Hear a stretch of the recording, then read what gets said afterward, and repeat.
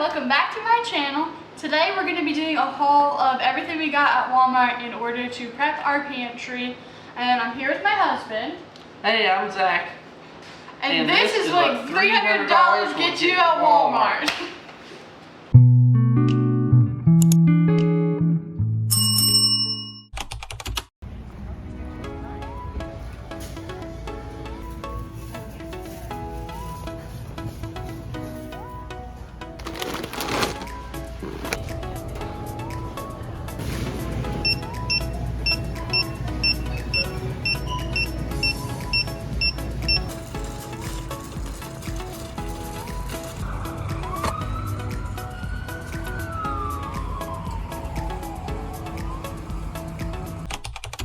So $300 probably got you a whole lot more a long time ago, but this is our really long receipt of all the things that we got, and we're going to go through it all today.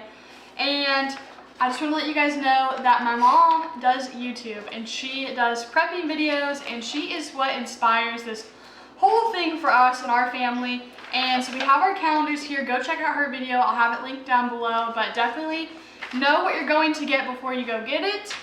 We made sure to get things that are all things that we use on a normal basis and things that we would eat. So when things get close to expiring, we will just take them and we'll eat them. There's not something that's just going to get thrown away and wasted. So if you're doing this, make sure you get stuff that you're actually going to use and eat, so that way you can actually use it when it gets closer to expiring instead of just tossing it out and wasting all your money. Right.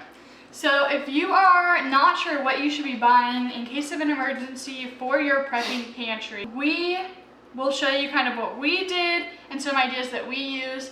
I think, like he mentioned, making sure that you're getting things that you actually like instead of just getting things that you hear other people talking about. Make sure it's something you're actually going to want to eat.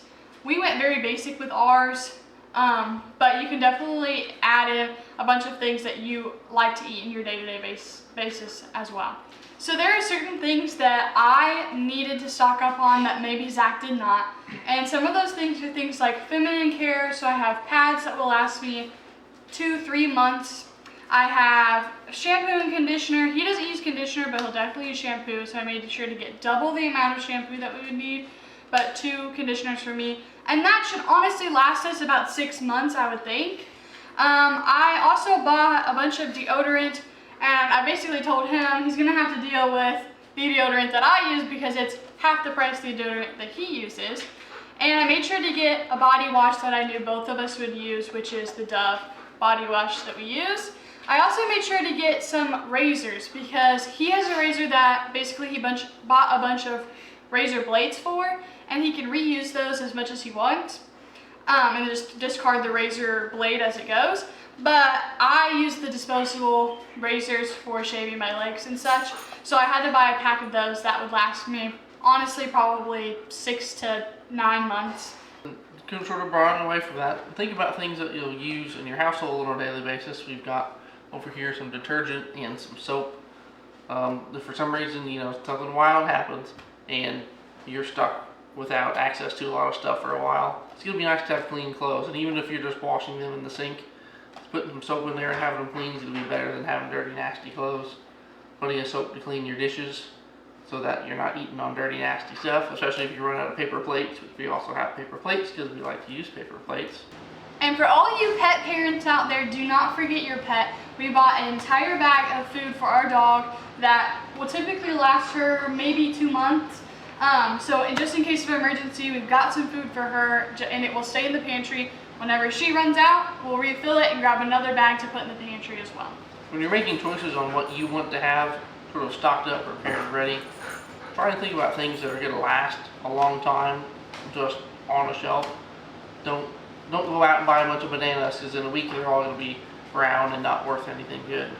Don't buy a bunch of eggs or things that need to stay refrigerated because they're not going to last, and if for some reason you lost power, then all your refrigerated stuff will start going bad. So stuff like this, rice, these oats, pasta, all can last a really long time without needing any sort of special care really. So you can just leave it, know it's going to be good if the situation arises where you need it. The one thing that's not listed here that we 100% recommend going to get is water. Bottled water you need a lot of. We ourselves added up about how much water we drink in a day, and it came out to about 15 cases of water a month. So you're definitely going to need a bunch of water stock. It helps if like our family has land that has a well on it. So if something happened and we didn't have electricity and water, we still have that family well. But if you don't have access to a fresh water source, you definitely need to be stocking up on water, which we will be stocking up on later. Items like water filters can also be a good addition or supplement to that. If you don't want to have that much water on hand, they can help.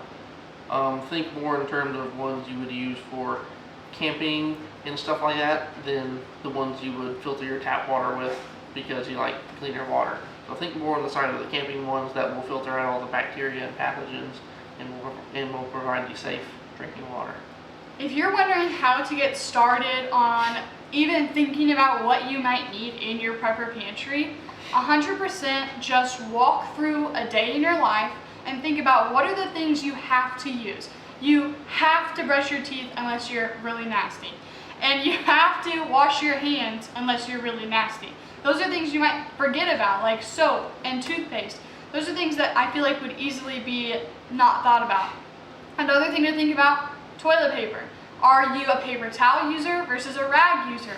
We typically use rags, so paper towels isn't something we feel the need to stock up on. But if it is something that you use and you don't use rags, stock up on that as well. Also, don't be intimidated to just go and buy everything one night after work like we did all at one time. Grab yourself an extra this or an extra that when you're at the store. Even if you're not thinking in terms of emergency preparedness, just having a little extra stock at your place can make it so nice to where if you're washing dishes and you run out of soap, boom, you've got another soap behind there that's full. You can put it on your list, have another one ready to go. You're never waiting or in need of something, just in your normal day-to-day basis. So this doesn't have to apply to just preparing yourself for possible future disaster. You know, it has real-world applications for just everyday living too. I think things that we don't normally think about are what if you lost your job, or what if the man who provides for you or the woman who provides for you lost their job, and now you don't know when the next time you're going to get income is. It's really nice to know that if he lost his job or I lost my job, we are set for a month, 2 months, and maybe even 3 months if we had to stretch it out, because there is some things here that you can't see that are in our pantry or at other places for us. So it's a very good sense of stability. With all the crazy going on in the world right now, you absolutely never know when something might happen that puts you in a situation like this. Think about Asheville, North Carolina. They had no idea how bad it was going to get there, and now there are many people stuck, stranded without anything to get them by. So it's always nice to just, like you said, just in case. It doesn't have to be for an emergency, but who knows when it could be for an emergency. I think another thing to think about is in a very crazy situation where probably not going to happen, but in whatever way you see fit, try and find yourself prepared for a situation where you might have to defend yourself, your family, your property, your stuff that you just bought and you have. Whatever way you see fit best for that and what works for you and your lifestyle. But also always try to think about when it goes downhill, are you going to be able to, be protected and be protecting your family and your property and everything that you own. Another thing that we would like to mention is there is a good possibility if there was some sort of emergency that banks wouldn't work or electricity or electronics wouldn't work.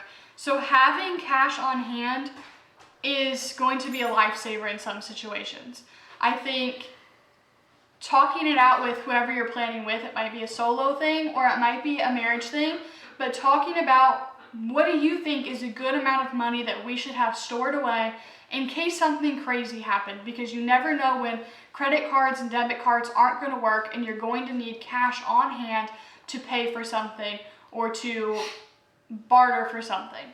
So all in all, every single thing that you see here cost us a grand total of $287.14. Now there's definitely some things that we're still going to need to go out and buy and get, but it's okay to not get it all at one time. It's okay to break it up into smaller trips. I know my mom and some other preppers, they take $10 a week or $10 a month and grab things as they can. We just so happened to have a little bit of extra this month, so we decided to prep our pantry. If you have any other suggestions for us, as we are still learning the best way to do this, please leave them down in the comments below. We would love to hear from you. Again, check the description and I will link my mom's channel where we got all this ideas from and all of the thoughts that we have from. And I'll also link Zach's channel. He does dirt bike fixing videos and garage, anything you could think of in a garage, he's probably gonna do it. So definitely go check out his channel. I'm going to film a part 2 to this video of me organizing my pantry so you can kind of see how I have fit it into a small place. We live in an apartment, so there's not a whole lot of extra room here. So it's gonna be a task to figure out how I'm going to store all of this and the best way to store all of this. So stay tuned for a part 2 on this. I hope the Lord blesses you this week in so many different ways, and I cannot wait to see how this video affects everyone else, what your thoughts are, and what your comments are. I cannot wait. So I will see you guys in the next video.